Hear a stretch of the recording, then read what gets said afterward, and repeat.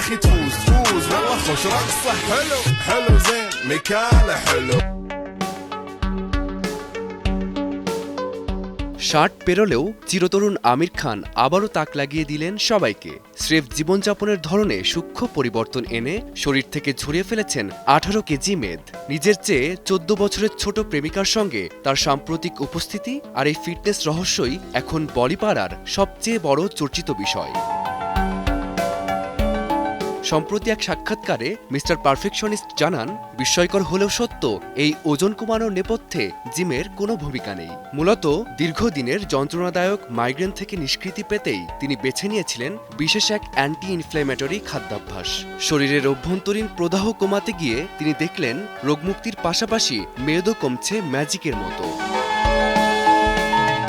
পুষ্টিবিজ্ঞানের ভাষায় প্রক্রিয়াজাত খাবার আর অতিরিক্ত চিনি শরীরে সাইটোকাইন্স নামক এক ধরনের রাসায়নিক নির্গত করে, যা হরমোনের ভারসাম্য নষ্ট করে চর্বি জমায়। আমির তার দৈনন্দিন তালিকা থেকে ছেটে ফেলেছেন চিনিযুক্ত পানীয়, রিফাইন অয়েল, ময়দা আর দুগ্ধজাত পণ্য। ডায়েট থেকে বিষাক্ত সব উপাদান বাদ পড়তেই তার শরীর প্রাকৃতিকভাবে বাড়তি ওজন ঝরিয়ে ফেলেছে। আমিরের এই রূপান্তর প্রমাণ করে ফিটনেস মানে কেবল পেশিবহুল শরীর নয়, বরং ভেতর থেকে সুস্থ হওয়া। কেবল সঠিক খাবার বেছে নিয়ে এবং জীবনযাত্রার ভুলগুলো শুধরে নিয়ে কিভাবে নিজেকে নতুন করে চেনা যায়, আমির খানের সেই গল্পই এখন এক বড় অনুপ্রেরণা অনুরাগীদের জন্য।